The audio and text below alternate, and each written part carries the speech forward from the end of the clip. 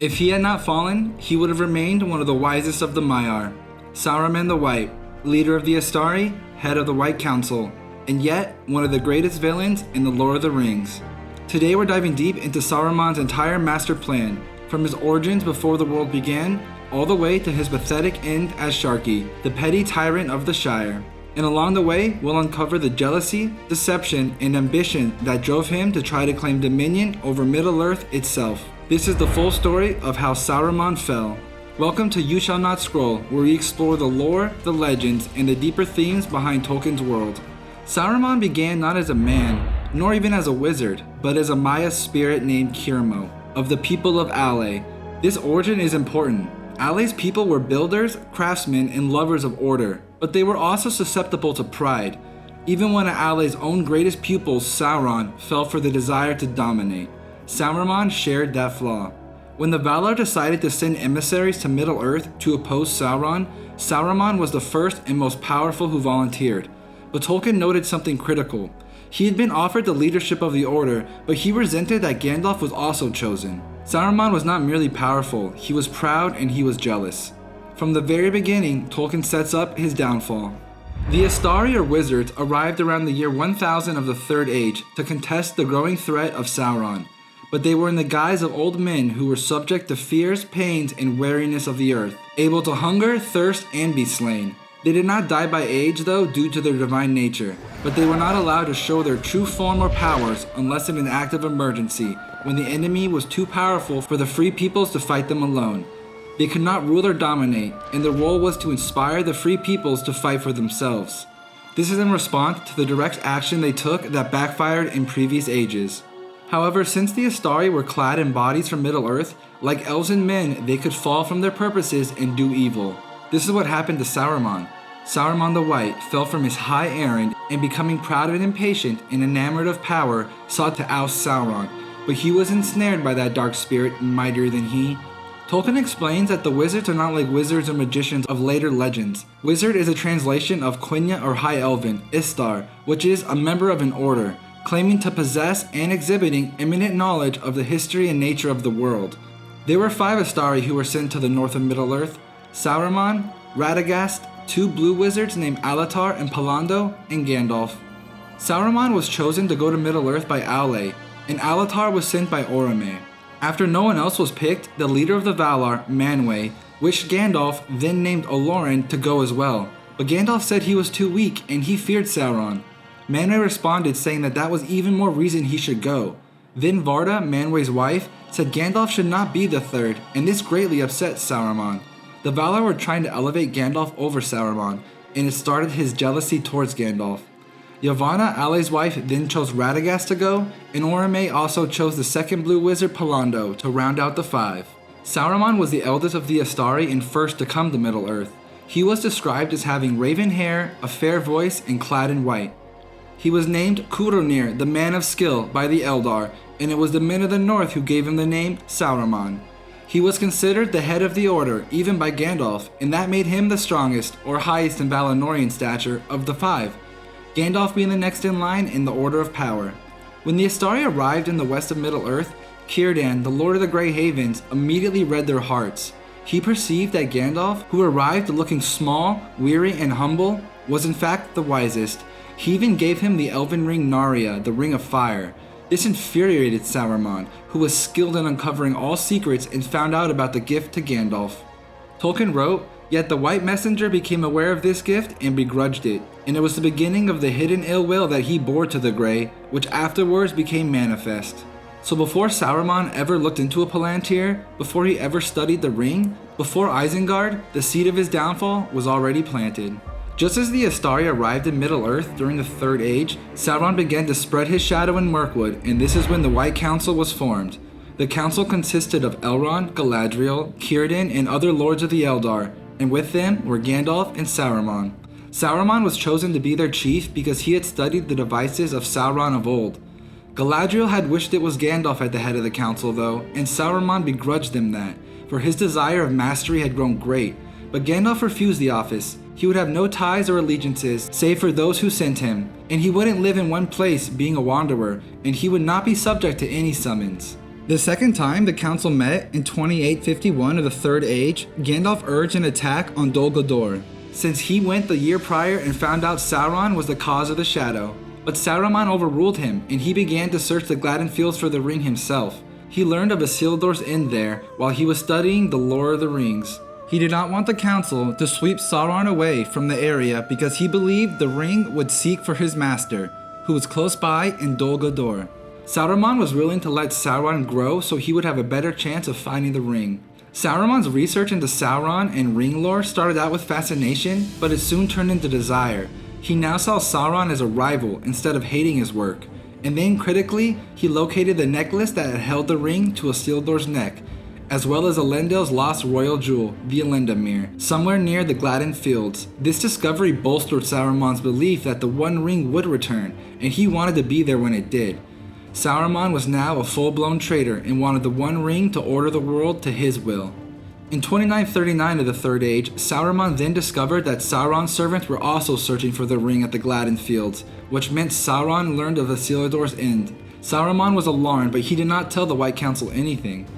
Then, in 2941, the council met for the third time, and Saruman now agreed to attack Dol Guldur, because he wanted to stop Sauron from searching for the ring in the river. Sauron was already prepared though and left for Mordor at that time.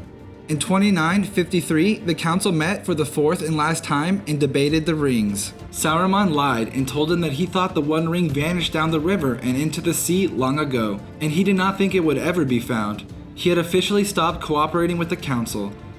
Gondor had control over Isengard and thought Saruman was a wise and true leader of the White Council, so in 2759 they handed over the keys and counted themselves lucky to have a strong ally watching their back. The tower was a perfect place for a wizard seeking power. While Saruman was dwelling in Orthanc, he continued to study ring lore. He became the foremost scholar of the Rings of Power. His knowledge surpassed even Elrond's in certain areas. He had begun to believe that he and he alone could master Sauron by using the ring. He even made his own ring and called himself Ringmaker, but it was not a ring of power. Saruman also gathered to him many spies in Isengard, mostly Burrs with the help of Radagast, who he tricked into helping him. Being jealous of Gandalf, Saruman set these and other spies to watch him, and that's how he learned about the Shire. He then began to keep even more spies in Bree in the South Farthing. Saruman then found something that would hasten his downfall and corrupt him entirely in Isengard, the Palantír of Orthanc, one of the 7 Seeing Stones. Saruman had studied the Seeing Stones, while no one else on the council gave them much attention. He had gained the favor of the Steward of Gondor and was uniquely allowed to study their records, where he learned all he could of the stones.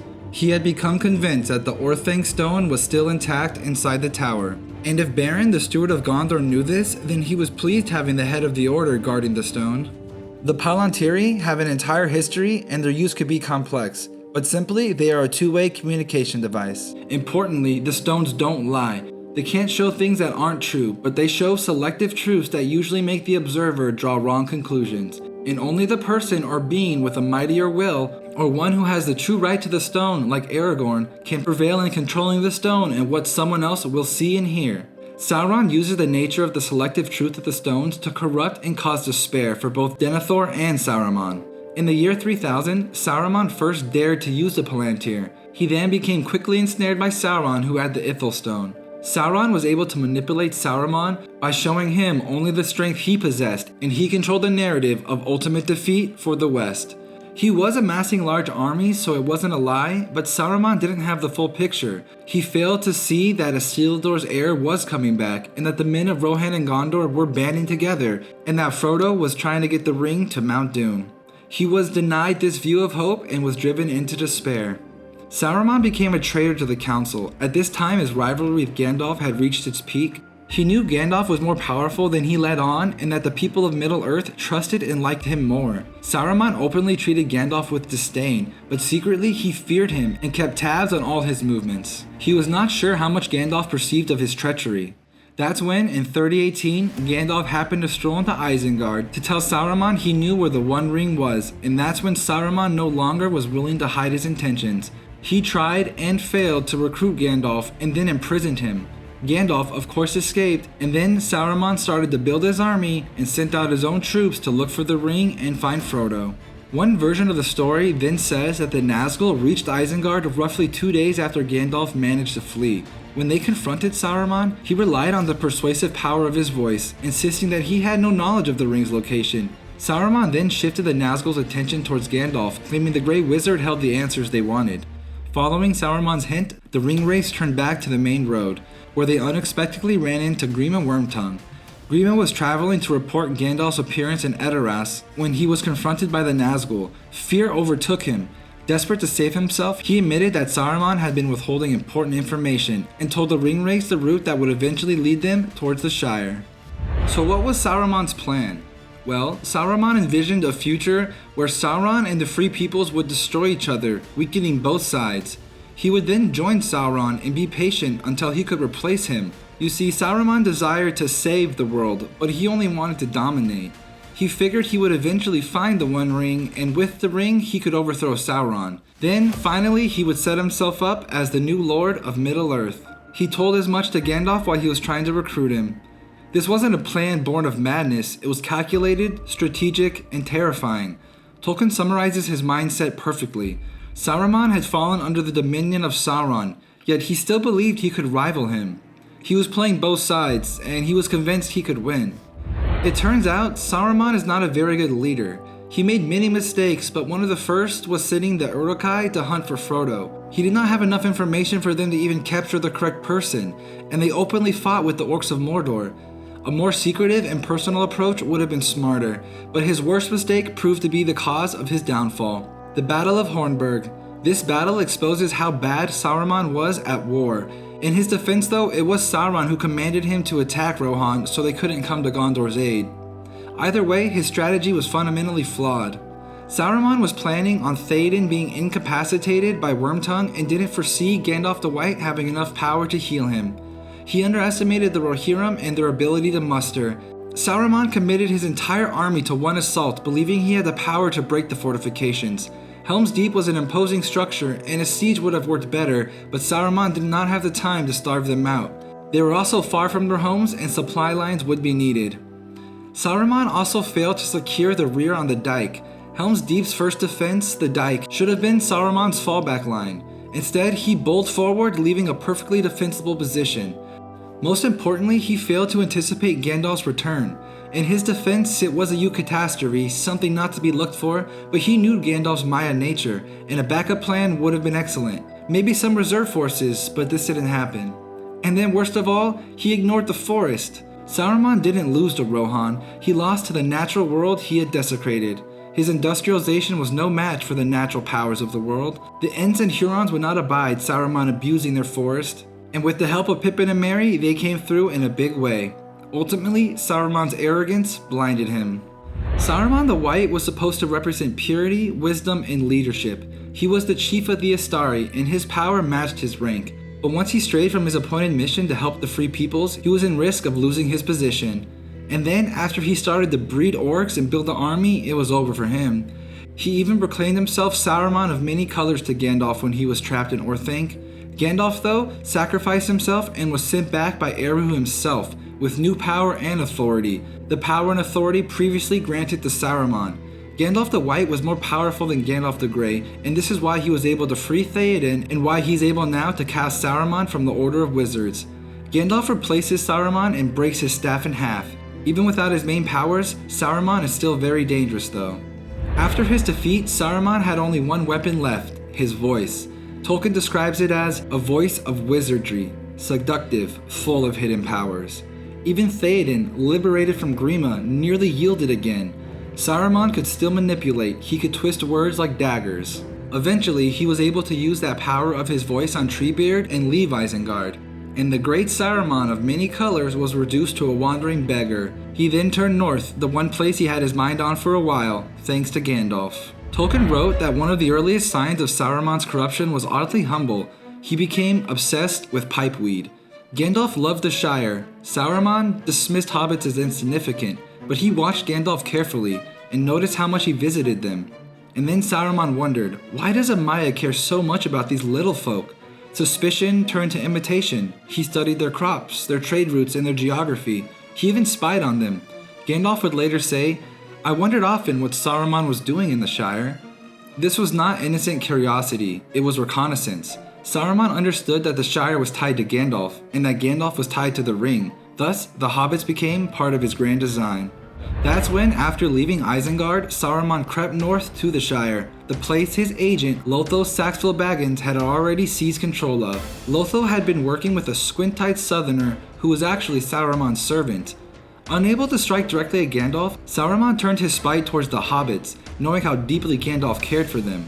In the Shire, he set himself up as a petty tyrant under the name Sharkey, a title derived from the Orcish Sharku, meaning old man.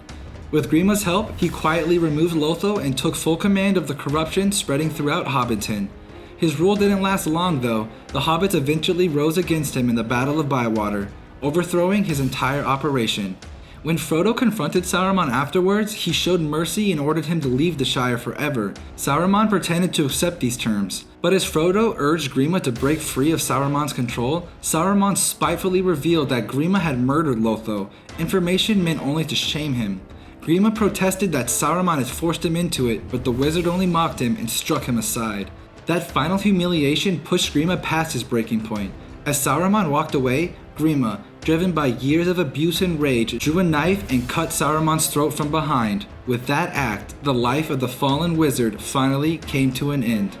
Saruman is Tolkien's warning about intellectual pride, about the danger of believing that knowledge alone makes one superior, about the temptation to use evil means for supposedly good ends. Tolkien explained, he did not love power for its own sake, but he loved order and coordination and began to desire control. Saruman is what happens when the desire to shape the world becomes the desire to rule it. He is, in Tolkien's words, a man of great knowledge who becomes ensnared by his own devices. Saruman didn't fall because Sauron seduced him. Saruman fell because Saruman believed in Saruman. That's the tragedy. If you enjoyed this deep dive into Saruman's master plan, make sure to subscribe to You Shall Not Scroll for more Tolkien lore, characters, stories, and mysteries from across Middle-earth. And if you want me to cover another character, like Denethor, Elrond, or Melkor, comment below and let me know. Until next time, keep wandering and keep wondering.